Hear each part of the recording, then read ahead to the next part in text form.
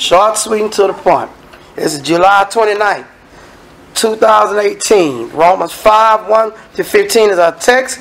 An explanation of spiritual strength in comparison to physical strength.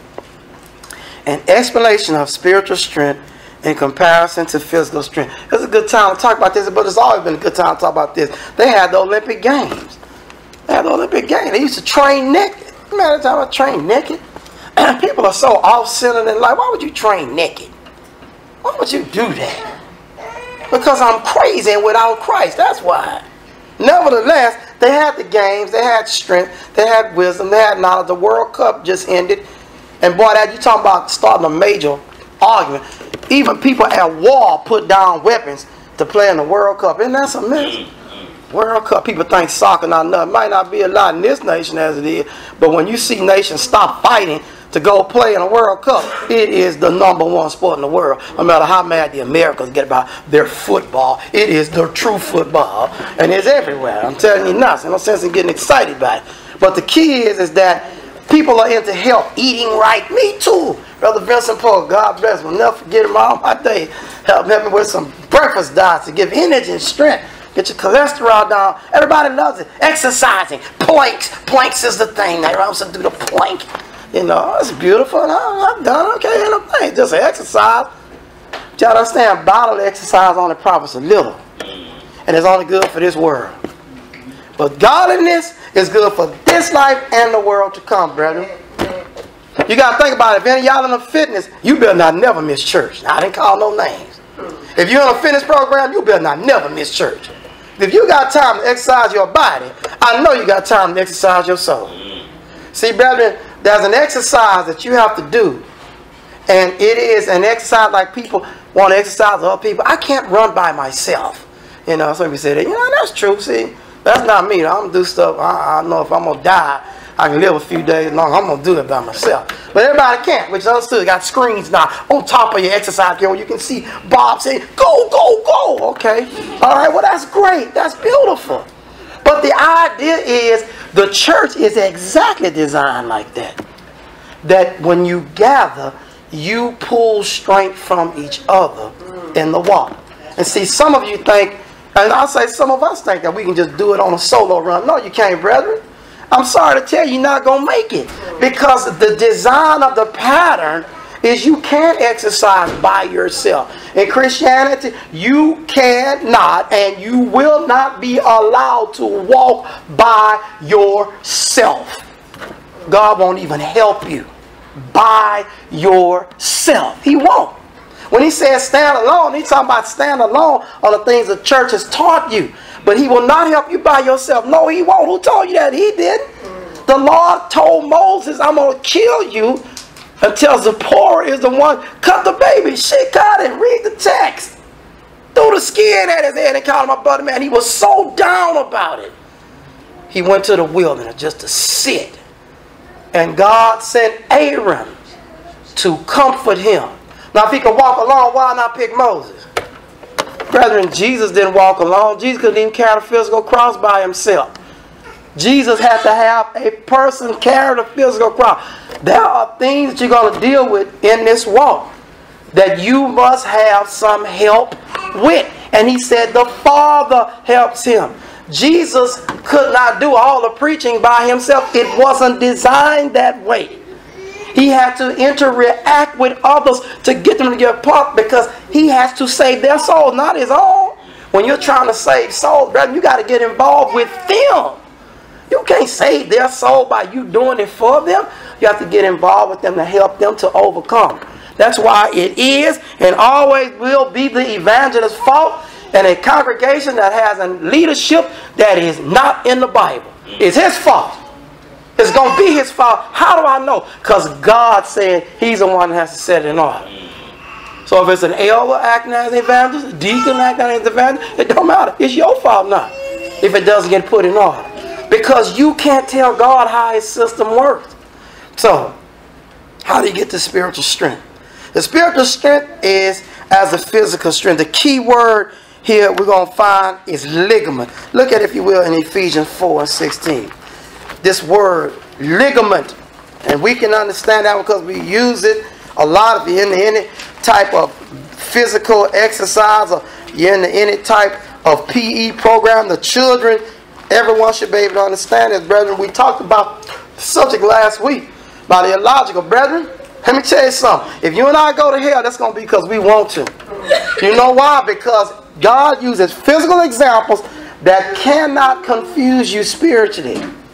Grapes among thorns, there's no such thing. Brethren, there's no such thing. If you got a problem with a subject, it's because you want it that way. You are not adjusting to the physical analogy that caused you to never get it wrong spiritually. That's how else can you reach a guy who is a natural man that don't like the Spirit of God? How do you reach it? Because you hit him with a physical example. He can't deny. Jesus said, I'm the door. How do you get into the church? Through Christ. He says, I'm knocking at what? Your door. I stand knocking at your door. How's he going to get into you? Through your spirit. It's the only way the Lord going to reach you and me. And just like you can't get into a house until you go through the door, brother. Y'all wonder why God designed things this way? There's a doorway that even when the doors are, people say, go through to that door. Nobody goes through the door. They open it and go through the doorway. Everybody got that one. Christ is invisible, and you shouldn't even get excited. When you go through that door and we leave, it is invisible. There's nothing between you. But people tell me, go through that door right there. Who goes through the door? You're both material beings, including the wood, a material object. You go through the doorway. How come everybody understand? You ever seen somebody try to go through the wood? Just walk through, boom, boom like a toy. But you said go through the door. You didn't say doorway, because everybody knows that's the invisible door. See that metaphor the Lord taught us? That everybody know that even the children, even a child, because he's seen you go through. You don't ever go through wood. You go through the doorway. Now that's too easy to miss, brethren. Ephesians 4:16. For the whole body, fitly joined together and compacted by that which every joint, that's ligament, every joint, ligament, supplied. You know why ligament is so important?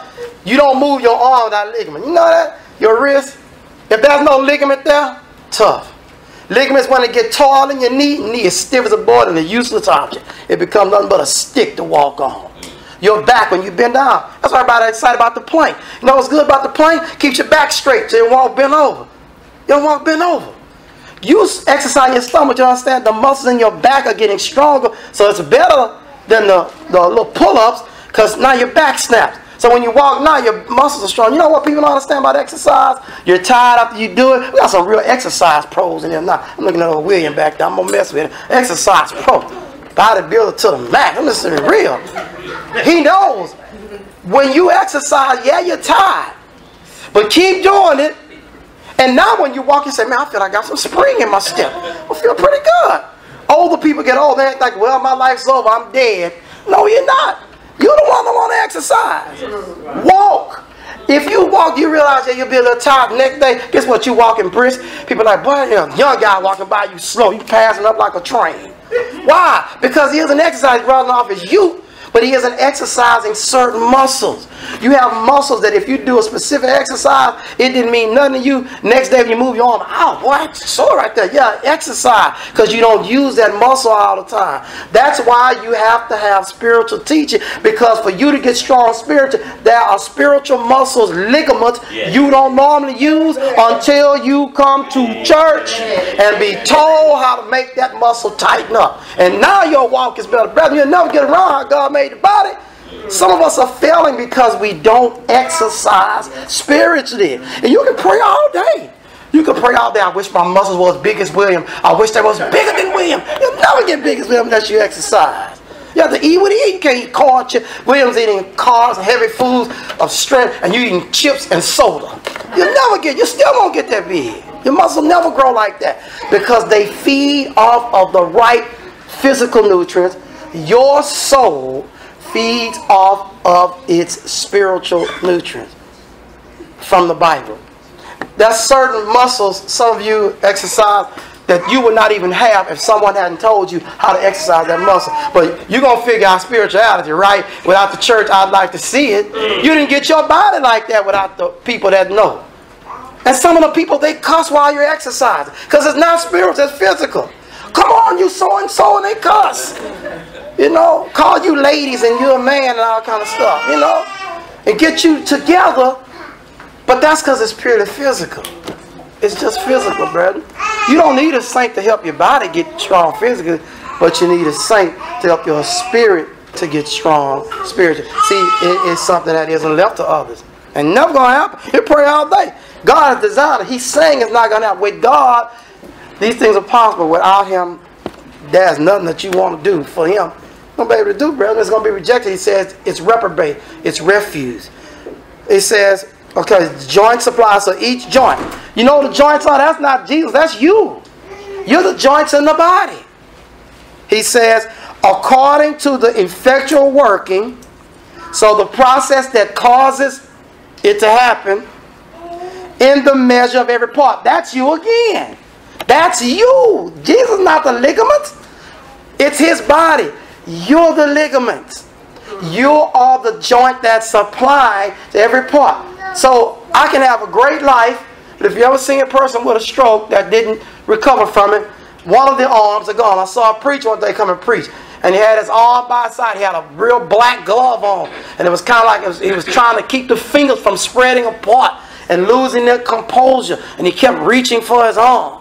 And I later found out he had a stroke. It's just that. Sometimes people have to wrap a rope around it because it's there. It'll just swing out when he turns the corner. It'll wrap it down, tighten it up. You have to understand the rest of the body is great, but if he needs that left arm, trouble. If the church needs you, will it be stiff? Will it have to rope you down? Will you just float when you turn the corner? Will you floating for your Lord in the Baptist church?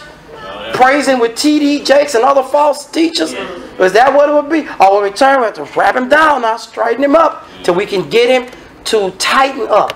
The beauty of in the church, there is no stroke that cannot be healed. Amen. See, that's the beauty of the church. Nothing can happen to you that cannot be repaired. But it has to come from the church. It will be a part. See, because you're connected to the body. How can your arm get better if it's connected to your body and your body doesn't get better? That's impossible, brethren. So the church is a part of your repair work and my repair work that is done to us. Making the increase of the body. So this is how the body increases. Every joint, every ligament, unto the edifying of itself in love. This is how the church grows in love. You know, people sometimes get confused. They don't understand. God not talking about physical growth. When He talking about growing, when He does an explanation of growth in Acts 2, He's talking about physical growth, like numbers were added. But everybody wasn't spiritual. Even the apostles got shaky. So a person has to get back in line. But we see Demas does not remain. He slips and falls. There's a lot of people that happens to, brethren. In the Old Testament, the Old Testament is not a garbage can. It is real people doing holy things. People want to make the Old Testament like a refuse dump site. The Old Testament, the fathers before us, are as holy as you and I are. They had a different system. You can't beat up the tithe that it was given as the tithe in the Old Testament. You can't throw it in the garbage can. It was given, and it had to be, and it was holy, and it was righteous. And the priests with the different basins, with the animals, figurines under it, and washing their hands, those things are important to God. They're not garbage doctrine. It's just things we don't do anymore. But you can't look back at it as if it's nothing. Paul looks back at it and says it can't do for your soul what the New Testament can do. That's the difference in it. But if you, what did Jesus say? If you remove one jot or one tittle from this, man, you're in trouble with God. It isn't a garbage law that God came up one morning when He was just tired and have nothing to do. It is a defined understanding. And if you and I can understand it, we can realize they were excited about it, but we have something greater. Yes. So that don't mean you give this tithe and something else. That's the ridiculous teaching. Brethren, sometimes you just have to stand up and be prepared to get attacked. Because some of the stuff you hear is foolishness, pure foolishness. Amen. And it's from people that you truly love. Brethren, you cannot function that way. God help us all. You must take God as number one. Not our parents, not our friends, not me, not anyone. God's answer is it, and all it has to do is be read. And you know why it's like that? So no glory goes to us. Amen. That we understand this treasure is in earthen vessel. The treasure is what's in us, not us. The treasure is what is in us, in the earthen vessel. You can have an old dirty can buried 6 feet deep. But if it has gold in it, you got something. You don't care about the can. You don't know why they put this gold in this nasty can. You care about the gold. That's what you and I have to do. And that's the thing that we have to do. Dig deep and find what the Lord has said. Look at Ephesians chapter 2. Look at verse 12. Ephesians 2 and 12. It says that at this time you were without Christ. Now this is everybody on earth. So those of us who thought we were something before we got baptized, this is what Paul says. We were without Christ. So if you were talking about Jesus, you're still without Christ. Yes. Acts 19, they were talking about Jesus without Christ. Now that is book, chapter, and verse. You did not have Christ. So when you get excited about they talking about Jesus in the Catholic Church, you are without Christ. Yes. Alienated like a foreigner coming to another land, can't cross the border without getting shot. You are without Christ. Without Christ. Being aliens from the Commonwealth of Israel, we weren't even Israelites to the flesh. Isn't that something? And strangers from the covenant promise, had no promise given us by God. Having no hope. Now that's real. Anytime you get high and mighty in your walk, or me, go read this one, Ephesians 2:12. And it'll bring you right back down to earth. No hope. What God is saying is I have no connection with none of y'all. At least if you were an Israelite, there was some connection. I was going to come and reach for you because I had to hit you first. I had to be mindful of it because I promised to follow. The rest of y'all, all the people on the earth, which far outnumber, even though the Jews are the sand and the sea, as one nation they compared to other nations. There are way more people than Jews always have been on the earth, period. And remember something, all Hebrews were not holy. Abraham. But there were many Hebrews. You know how you know? Because before they met Joseph, there were Hebrews. You know why?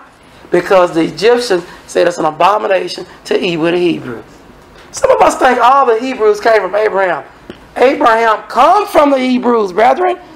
From the children of Eber, from the other side of the water. He's just one Hebrew.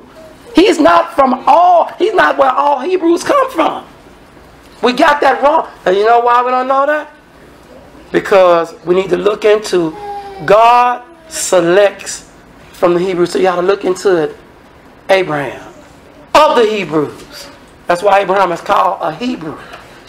So you got to understand that. It is a privilege for you to be in the Lord's church.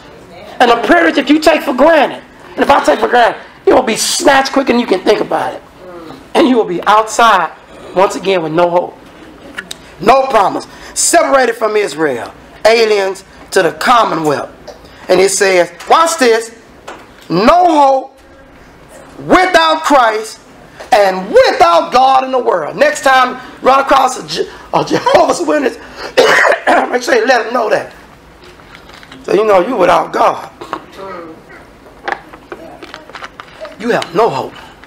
You know why we don't say that? Because we think that's offensive. But you know, if you met a guy outside at the hospital and you see him all the time, bless their hearts, he needs to be in the hospital more than you. Living outside, no food, no clothes hardly, drinking his life away or her life away. And they standing outside. You don't have no problem saying, he says, well, I'm going to get well because the hospital going to help me. And you say, you were out. You're outside the hospital. You got to go in and get help. You got some insurance. I don't have no insurance. You separate from the Commonwealth or the hospital itself. You know, if you go in, they might cut some slack, let you in, give you some help free. I don't have no doctor. So you ain't got no doctor. I don't have a nurse. You don't have no nurse. You don't have nothing, do you? What will make you think he's going to get well? Don't talk about God going to help. We talk about reality. What will make you think he's going to get well? How can a soul get well if he's outside the kingdom, not connected to the insurance of God? He isn't even connected to the Commonwealth of Israel, and he does not have Christ, who is the nurse in a sense, bringing us to God, who is the true doctor, who gives Christ the power. How you going to get well, brethren? This is better than any comedy show could ever have. You should win an award every year for Comedy Central. That's the biggest joke in life that you could possibly make it without being a member of the Lord's church. You know what's funny about talking to people online? I love it. I love it. You know, one of the things I found out about people online, a lot of them run game. You meet him and 20 minutes later he asks you for money. Dude, look at you got a t-shirt on say Church of Christ. That don't tell me nothing about you. I know some brethren in the Church of Christ that's crooks. And they preach. Money. I need money for books. I need money for... What make you think I should give you money? I don't even know you. I don't even know if that's really you, the picture. You could have stole that. But people are so gullible. You know why? Because it's all about what you can do for me. Very rarely you run across one that says, can you show me something about the Bible? And then when you do, he'll ask for money right after that. Now, you know, something wrong. Now, I'm not saying everybody going on there or not, but people have learned to use the internet in the wrong way they should be using. Instead of learning about Jesus. Putting up information about Jesus. They're sending you all kind of poems about different things. And if you love me, send this to 20 people and send it to me too, man. I'm like, man, please. Next statement. I'm trying to play with you in no games. You send some one true church, doctrine true. I always ask people this. Oh, you remember the one true church? The Lord's church? You know what's amazing? You know, and this will let me know something wrong with some of us. So many times, I'm not a member of the body of Christ, but I am a member of this. Isn't that amazing? Oh, geez, how'd they figure that one out? Did y'all hear what I just said? They said, I'm not a member of the body of Christ. Somebody got the message, didn't it? But you and I, we're afraid to tell somebody, you know you're not a member of the Lord's church. What would make you think that's so difficult, brethren? You're trying to give them a hope that they don't have. You know, that's going to make you lose your hope. You're not better than God when you can outthink him how to say something. See, those words are designed to cut and diminish any thought that they have hope. Recognize I'm not even of the Commonwealth of Israel. I don't have Christ, and I do not have God. And there's no promise been given to me other than damnation. But you come up with some cute, stupid way. Let's give him a sandwich because his stomach growling so loud he can't hear. Well, what if I need my light bill paid? Then pay that one. I don't want no sandwich. I got plenty of food. I need my light bill paid. It's $3.50. Come on, pay it. And say, our brethren don't like that money, go. See, our brethren are very slick. Very slicksters. Food is the easiest commodity in the world. You can get free cans from somewhere else. You can get free food from some grocery store. They give it away free. But when you got to go in your pocket for money and cash, let's see the church do. They don't do that. Yeah, they had not no money. Judas had a bag of money. Jesus was throwing money to somebody other than what Judas was stealing. Yeah. Now you know what your brother about, don't you? Nah. You don't see him doing that. Let's go down the street and pay all the light bills or whoever don't want to come to the church. I don't want to do that. Why? Because I'm greedy for filthy lucre too. You can always tell a crook. It's like you can go in a house, you say, there's no rats here. Let the exterminator go. He'll tell you. Rat dropping, sorry. They're in your walls. Really? Yeah. See, he knows. He's looking for it. Something is wrong with us, brethren. And we better wake up before the Lord get back. Because when candlesticks get yanked, that means somebody in there is in the dark. If you don't have your own personal stick of light, guess what? It means you and I gotta wake up, brethren. Listen, verse 13. For now in Christ Jesus, you who were sometimes afar off, are made nigh by the blood of Christ. That is his spirit. Blood and spirit are synonymous. Just as you can interchange body and church all day long, you can interchange blood and spirit till you get to real blood that dripped. He shed forth his spirit, which you now see. And that's the same synonymous. He shed forth his blood. And who didn't know that? If you're a saint, shame on you. God help you. Don't tell nobody. We should. That's 1A teaching in the church. Blood and spirit are twins. There is no blood poured on nobody. It's a shame when the saints say, I know, and we don't come to church enough to know. Brethren, we're gathering to feed. You know how weak you'll be in your house if you only came to one meal a week? They'd be taking you to the doctor. Whereas Billy's upstairs dead in the bed. You can't eat one meal a week like that. Okay, what no nutritionists tell you? You're not going to make it. Your body will malfunction. The other organs will quit working, affecting that organ. Before you know it, by the time to get you to the doctor, it's time to call the morgue. Because you next. Your body is made where if you don't eat, I don't care, you can be a vegan, great, but you better eat something. And it better have all the nutrients to keep you alive. Because if your body starts to require strength from one organ to the next, you're going to be in trouble. And you're going to be the one that dies.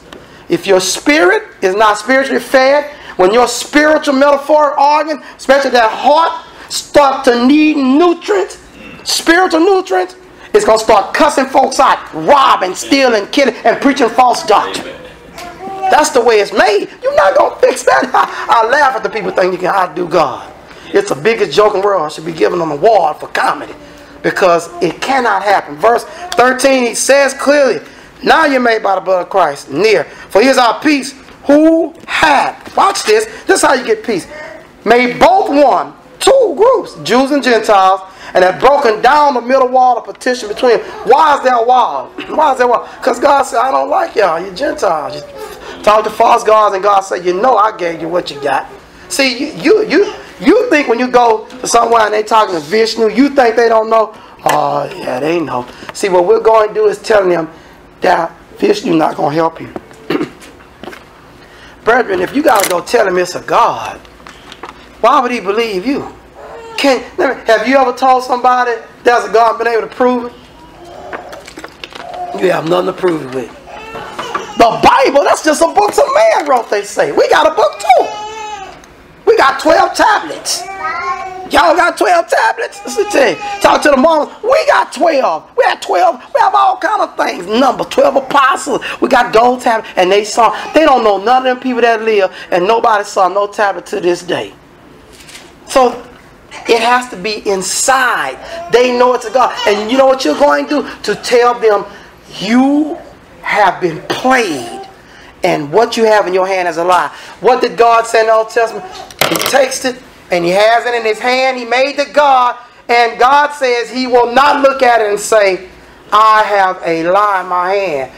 God is saying because he knows it's a lie. I just made it. He says, but he won't say that. So then the Lord turns him over to believing it's real. See, now you got to go get it. But if God never told him it wasn't real, brethren, you think God can't communicate spiritually with another man that he made? That would make God a buffoon. He doesn't know. You know you got a lie in your hand. And he sends somebody rising up early, day and night to Israel, telling y'all got a lie in your hand. You better remember, God not going to let you go. You couldn't possibly validate that as a true God, a real God, without God being in them to tell them in the spirit, listen, I'm coming for you. See, there's a day of reckoning, brethren. You think God going to do all this and not pay us back? Oh, yeah. God is a payback king. Believe that. He said, I'm such a good payback king. You don't have to try to pay him back. Let me pay him back because I'm going to pay him back in full. That's why it says vengeance is mine, because the problem is against God, not you. We're just also rans. God is paying back for what was done to him. And he's waiting patiently for those who want to come back. Verse 15, having abolished in his flesh the enmity, even the law of commandments, contained in ordinance. What are the ordinances? All the gatherings on the Sabbath day. That's so sad people think go on Sabbath day. All those ordinances. That's nothing but a rule. And Jesus said, I'm greater than the rule. He said, I made the rule for you. I didn't make you for the rule. Brethren, just say the truth and walk off. Amen. Walk off and walk right. Quit trying to make apologies for people for their distastefulness for the God that you love. Yes. Why do you want to make apologies for them and they hate your guts and your righteousness and you're always talking good about Jesus? They can't stand you tell them we can't live together as boyfriend and girlfriend. They can't stand when you tell them I'm a girl but I want a girl. They can't stand it when you say don't rob, quit teaching false doctrine. And they're just stomaching you because there are certain laws won't let them kill you. But if it was like it wasn't there, we'd be having so many funerals, man, the undertaker would be more rich than they are now. You've got to understand what you're dealing with, brethren. You got to make a decision of someone's eye. Will you truly honor God for who he is? That's what get everybody in trouble. Romans 1. Will not accept him as the true God, as somebody. You know what the cute word of the day of the damned are? The universe. Y'all know they're talking about a God. Do y'all know when you hear universe, you better wake up and investigate. They're talking about cosmic God. They're not talking about your God. That's why they want to acknowledge him. See, God said, I got a name. Put the name on my mouth. Jehovah's Witnesses are the biggest fakes on the earth using God's name. One of the most evil groups that teach doctrine, even in their own Bible, they go against.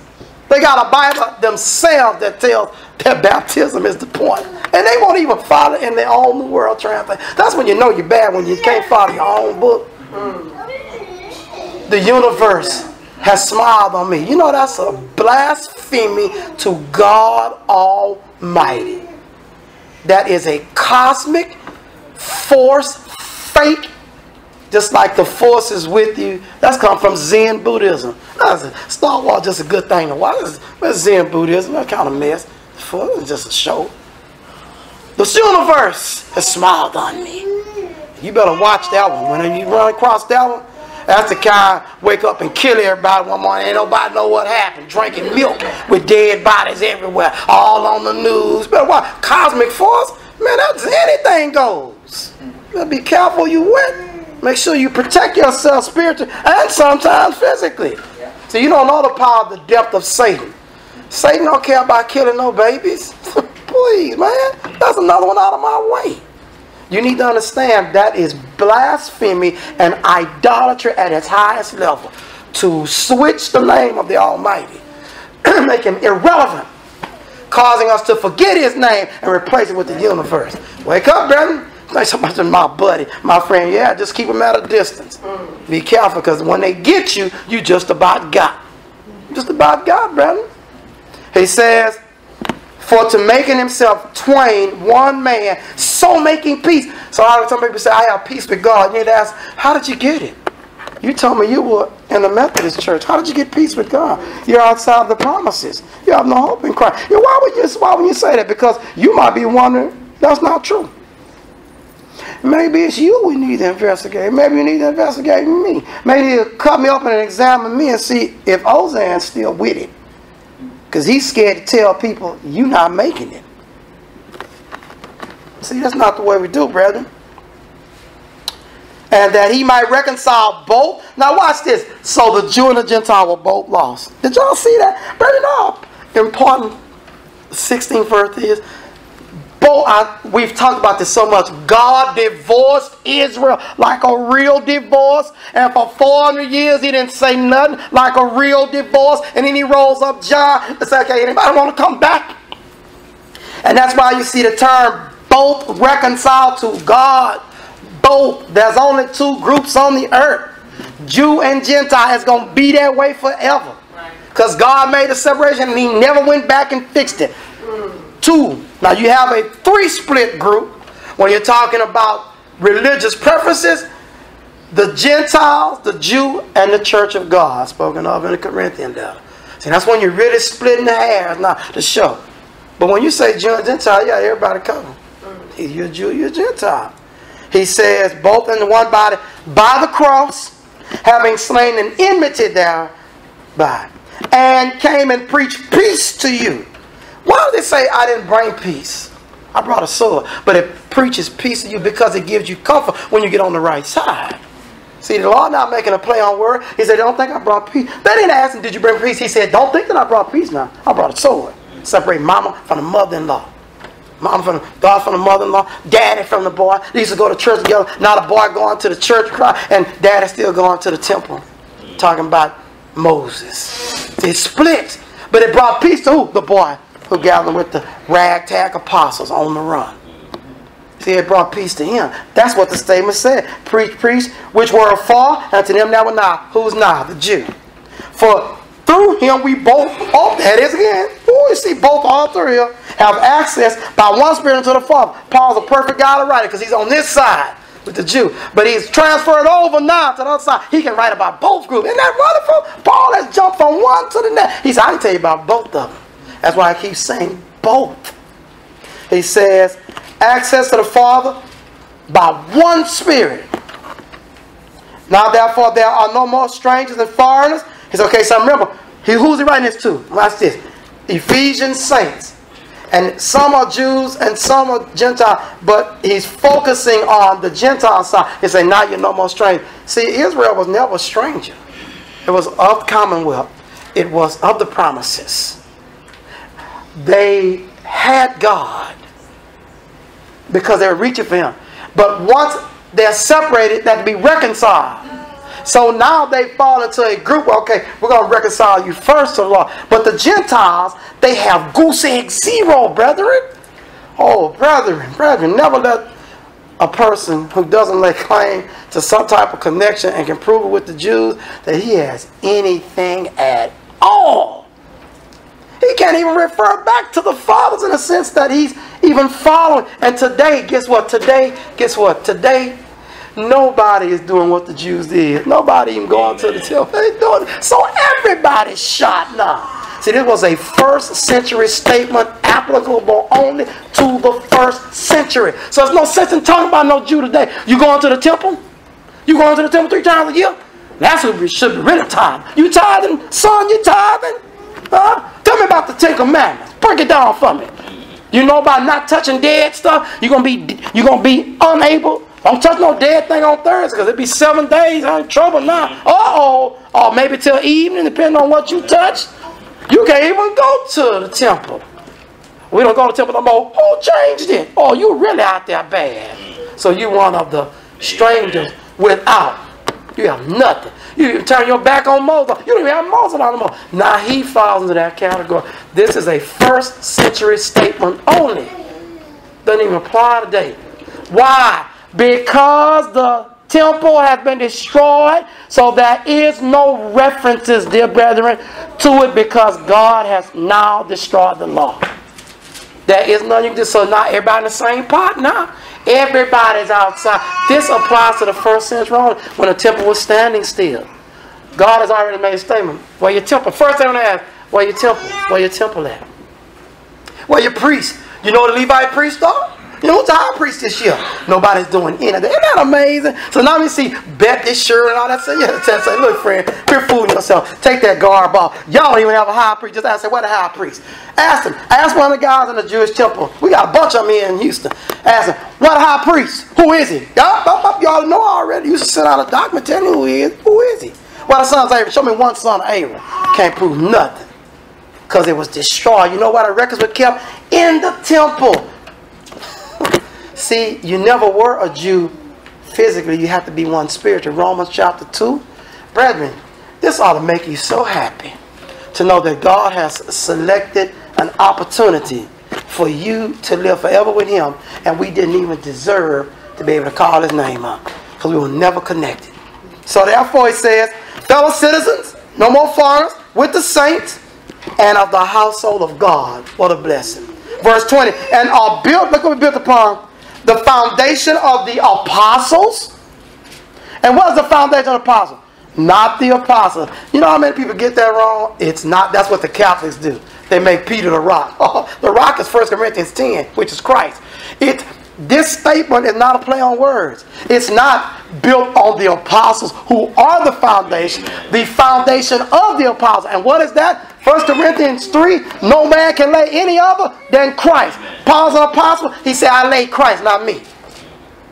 Christ is the foundation of the prophets and the apostles.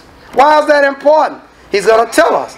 Jesus Christ himself being the chief cornerstone. He is not only the foundation, watch this, brethren, he's the top too. He's the chief cornerstone.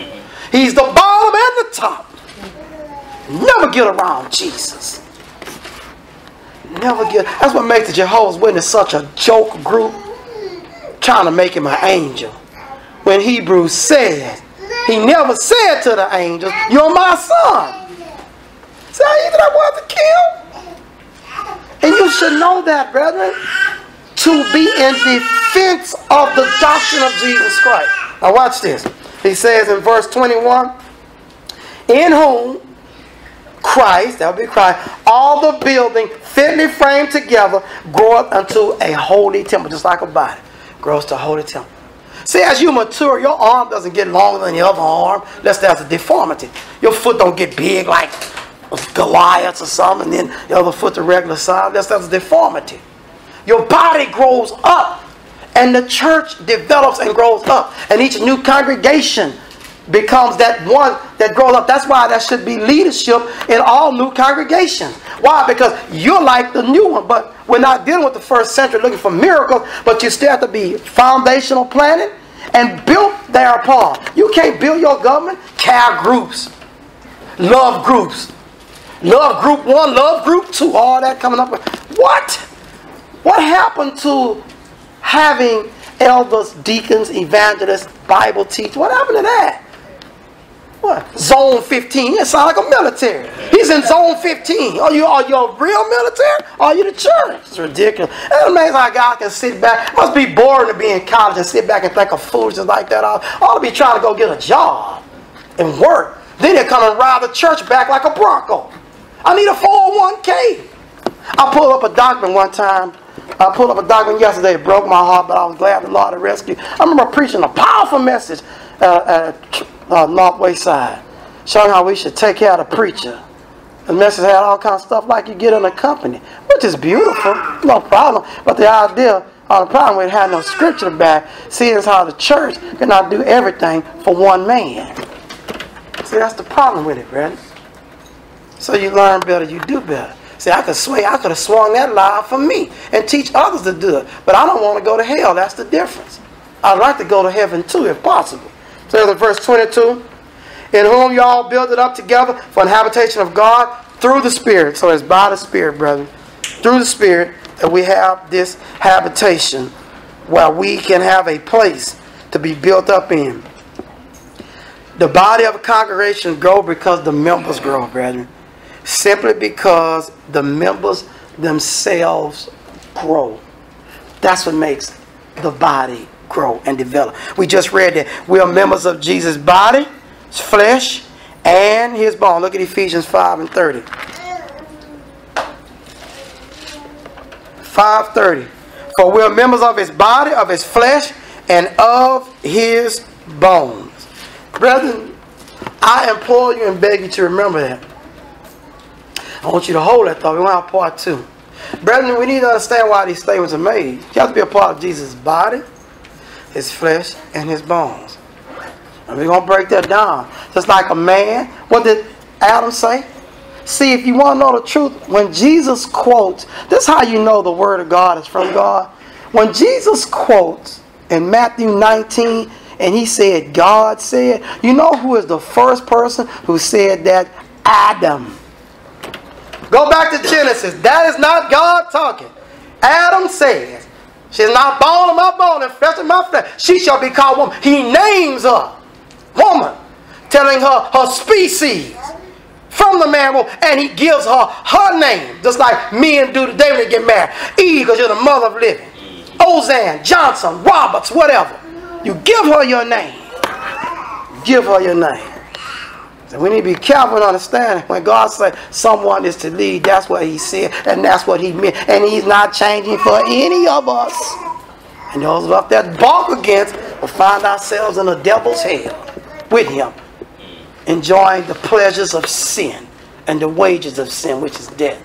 You and I have to understand, brethren, when Jesus quotes that, Jesus says in Matthew 19, God said. Why? Because what Adam said, what was recorded, was the heart of God, and it's not what God has said. You see the words of the scriptures, brother? I remember in John 9:31, where it says, God hears not a sinner. And I remember a false teacher, Greg Griffin, in the Houston area, saying that that's that man. Said, well, then that's that man Adam said. And I don't have to make her bone of my bone, flesh of my flesh. I don't have to give her my name. I don't have to do nothing with her. And neither do you. Let's just do what we want. Why does Jesus say those are God's words? Because if it's in that book and God has approved of the statement and it is authorized, Peter repeats it in his letter, and he says God doesn't open his ears to the unrighteous. So that makes the words of the man in John 9:31 book, chapter, and verse. That's what's wrong with Greg Griffin. That's why he's not a member of the church, because he doesn't want to be one. Amen. It's the guy who we debated years ago. Brother, it's important for you to understand, and I need to understand, either you with God or you not. You know what profession and confession is? If you're not willing to stand up and let the world know you with Jesus, God don't have no time for you. You can come to Church of Christ all day. You can go to one, big, little, middle size, but you're not getting into heaven nor will I. Because God says, I want to hear out your mouth. This thing here. I want to hear all the way to heaven. You say to this person, you with my son. and not with nobody else. And if you can't talk, make a sign motion. The Lord said if you can't sign, it better be in your heart, like the man that let down to the roof. He better be able to see in the heart. If I could talk, I'll tell them all. It's only Jesus. If you got a problem talking about Jesus on your job, they're coming out and talking nasty, acting a fool, and you laughing with them. That's all right. Everybody gonna laugh in hell. You get to laugh in hell at the pain that's going on. I've never heard of such a thing like that. That's the only laughter that will be allowed. Brother, that's for real. It's bigger than you, bigger than me, bigger than everything. And you and I have got to accept and understand. Either you're with God or you're not. There's no in between. If you're here, you're not a member of the church, recognize one thing. You have no hope. You're without. There is no commonwealth with Israel because it's been destroyed. That's over. You have not Christ nor God. But you can have all that and more, eternal life, if you acknowledge you're not saved being in a denominational church. What is that? Let's start with Muslims, Buddhists, Hindus. These are worldwide religions. So you know the power of understanding worldwide religion? You got guys that rule whole nations that run with this process. Then you got guys that rule whole nations. They don't run with nothing. They say religion is nothing but a myth. It's mythology. I'm about money and power. You never know that guy. You don't know. He might be in your back door. He might be in your president's seat in whatever nation you're in. He don't care about nothing. The Bible talks about a man like that. He did not fear God. You ever imagine a guy like that? He'll fear him when he get before him, though. He did not pay homage or respect him. And he did not fear man. But a little old lady kept bothering him every day. She kept coming back, plead my cause, plead my cause. And she said, this lady driving me crazy, but I don't fear God and man. Give her what she wants. Get out of my way. He didn't have a heart to just have her killed. See, let me tell you how God designed this place. You don't do what God say now, dear brethren. You might think you strong enough to withstand stuff. God will pick you at a time when you're not. You have a nephew in your house slinging more dope than you can count. And they'll be coming down, Grandma, how you doing, baby? Grandma's sick. Grandma gonna be gone any day. You're not gonna be gone soon. You're gonna be down another 20 years. There's gonna be money everywhere, naked girls everywhere. You sitting there, oh baby, you know, Lord gonna take my God not taking you nowhere, and you don't have no strength to get rid of it. Because you didn't listen when he said, stand up for me and I'll be with you. Y'all ever wonder why houses look like that? Grandma know they selling dope. She ain't never even seen a big screen, let alone got one in every room. She know they selling dope. She not stupid. Cars pulling up and pulling out. She looking out the window. Grandma, you want some more eggs? Yeah, baby. She can't get rid of them. You know why? Because God is not empowering her. And she's suffering through it all. And she gonna remember though, folks, she check out. That preacher said, you should have stood up for Jesus. When you turned your back on Jesus, got mad at the church for counseling your church, for having babies and not getting mad, you should have stood up for Jesus. But you cussed them out and you said, I'm taking my family from this place. And now you stuck right there. God know how to get you, brother. You think you're going, who's going to give you strength? The government, they'll laugh you in your face. Oh, you don't qualify because of XYZ rule number 212. That gets nothing.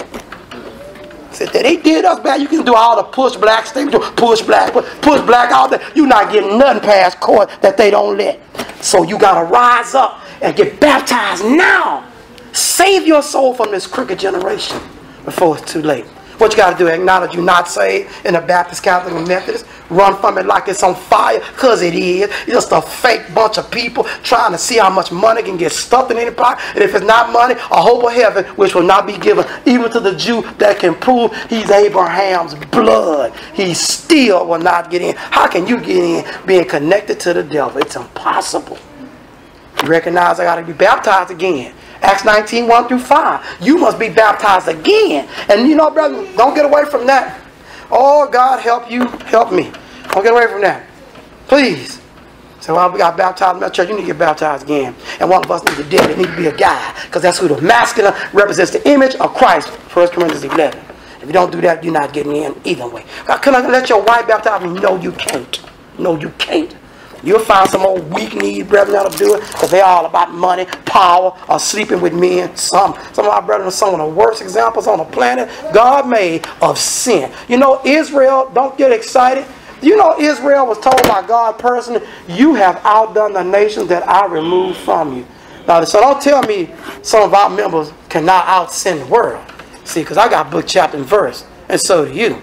We can out-sin the world and make them look like little Lord Fauntleroy. Oh, yeah. Because Israel did it. And we're of the spiritual Israel. If you believe that, brethren, stand firm on the word before you get old, before you get sick, or before you get broke, or before you get Alzheimer's, and be stand up. And then every now and then the Lord let you wake up and realize what you really is, and you go back to Alzheimer's. Wake up and say, oh, they wow, oh, Nene and Jeff, go back into Alzheimer's. And he let you wake up when it's time. But just see, you could have avoided this.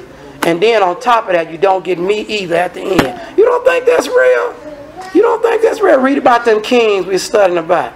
Disease in the foot, can't get well. Can you imagine a guy with a disease in his foot and can't get well and then die because he won't come to God?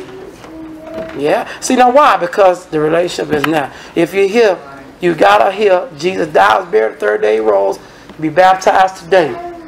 Listen to the message. Call the number. Don't wait. Call the number. Call the number and ask for baptism and stop asking for money. Ask to be saved. You need God more than money. People always got their hands stuck out, but never the heart. Hand, no heart. Need to be baptized. Every time I see some sorrowful story on the internet, I always put praying for you. Visit Church Christ nearest you to be baptized and be saved. Because you got a problem bigger than that. What did Jesus tell the man in the temple? Be careful. That's the worst thing happen. What's the worst thing in his condition? Laying on the bed. Hell. Jesus told him, watch out, that's the worst thing happen. See, Jesus was about for real. He wasn't looking for a following if they didn't want to follow God. Mark 16:16. He that believes and is baptized shall be saved. He that believes not shall be damned. Cursed forever. Acts chapter 2, they ask in verse 37, what shall we do? Verse 38, the answer is clear. Not like the false teachers, Joel Osteen. Fake as fake can be. Repent and be baptized, not pray. Every one of you in the name of Jesus Christ to take his image and character. What's the result? Sins removed and the Holy Ghost given. Got to have sins removed to get the help. Got to have the Holy Ghost to keep sins away. The promises to you, your children, and all that are far, even as many as the Lord our God shall call. And with many other words that he testified and encouraged, save yourself from this untoward. Look that word up. Perverted. Just like a pervert touching children. Spiritual pervert. Perverted generation. The Lord says, all of you. All of you. Jew and Gentile alike. Perverted. Cannot walk right without me, the Lord says. You believe that? It says, and they continue steadfastly. 3,000 were baptized that day and saved. 3,000. Small number compared to the millions, but that's good enough for the Lord.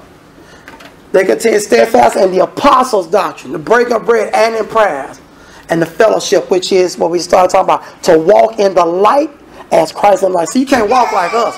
Because sometimes we'll go left or right. You got to come help us. You got to walk like Christ is in light. See, that's what John said. He says, and then you won't fall. That's the fellowship. And the Lord, Acts 2:47, and asked the church today that such should be saved. The eunuch is so excited. Excitement don't get you saved. He's very much able to see what's around him. Being able to see what's around you don't get you saved. He saw the water. See, here's water about the enemy. That don't get you saved because there's water out. Philip says, if you believe with all your heart, you may. With all your heart, you may. He says, I believe Jesus Christ, the Son of God. Then he baptized him. I tell people all the time, how'd you like that to be your story? We have legitimate stories, physical legit. I went to the church on 5th Street, Church of Christ, and my brother so-and-so was there, and he taught me. I got baptized. You how was yours? Well, I was in the desert one day, I was in my car, and God came up and he said, understand what you're reading? He said, talk a little bit. He baptized me, found some water. In the desert, y'all found water? Story seemed suspect already. And then when I looked around, he was gone. Oh, that's your story. That's your story. You think the eunuch cared? Couldn't have cared less. Because I know what I saw. Do you know what you saw? Do you believe what you saw? Do you believe what the Lord has done for you, brethren? You know what he's done for you. Is it not enough yet for you to walk right on me? Has he not done enough to keep us in line? What must he do more than die for us? To make us repeat and live what he said. 1 Corinthians 12, verse 13, Paul said, by one Spirit are we all baptized in the one body, which is the church, Colossians 1:18, Colossians 1:24, have all been made to drink into one Spirit. believe that. Well, the Jew or Gentile, bond or free. Peter says it saves. Boy, this is a statement here. 1 Peter 3:21 and 22. The like figure went to even baptism is also now save us. Not the putting away the filth of the flesh, but the answer of a good conscience toward God. By the resurrection, Jesus Christ was gone into heaven at the right hand of God. Angels, authorities, power, subject to him. You know when somebody says, what about the thief on the cross? You know what they're saying, aren't you? God messed up. You gonna let somebody say that in your presence? God blew it on that one. What about the thief on the cross? You know he's mocking God, right? Might as well call him the universe now. Because that God you mocking not even a real God. Our God don't make mistakes. There is no mistake there. Now saves us. Worry about no thief on the cross. Are you the thief on the cross? Are you the thief on the cross? So why are you talking about it? Are you on the cross? You got one. You're about to get killed on it. If the Lord doesn't pull you down and rescue you. Brother, we got to understand. We need to be bold to speak the truth. It can be said in love, but it must be true. Revelation 2:10, our Creator, our Maker, Jesus Christ, who made all things by Him, for Him, and without Him was not anything made. Jesus says, "Oh, the devil shall cast some in prison. You have tribulation 10 days. Be thou faithful unto death, and you receive everlasting life." Brethren, you should be able to speak out for the Lord. I know you have to use the appropriate time. We understand that. And I know you may not be allowed to do it on your job. We understand that. But at the appropriate time, hand a tract. And the ones who have no bridle, teach without rebuke and save. And if they don't want to be, stay saved and walk and live the life. If you're here, you need to be baptized, stay standing. We're baptized, call the number. If you're here, you're a member of the church, you've gotten off track. It's time to come to the Lord. It's time to make peace with Him by accepting. I stepped out of line. You know who's the most forgiving person? Jesus. You know who the one who don't understand when you get shaken, you didn't slip? Jesus. You know who's the one who will not lay the hand when everybody else says, kill him, kill her? Jesus said, no, give me one more year. He'll even tell his father, give me one more year, Father. Let me dung around him. And if they don't, okay. But if they do, we're going to have fruit. He is for you, but you have to show you're for Him. Come now, together we stand and sing Heaven's invitation. Jesus is calling for you and for me.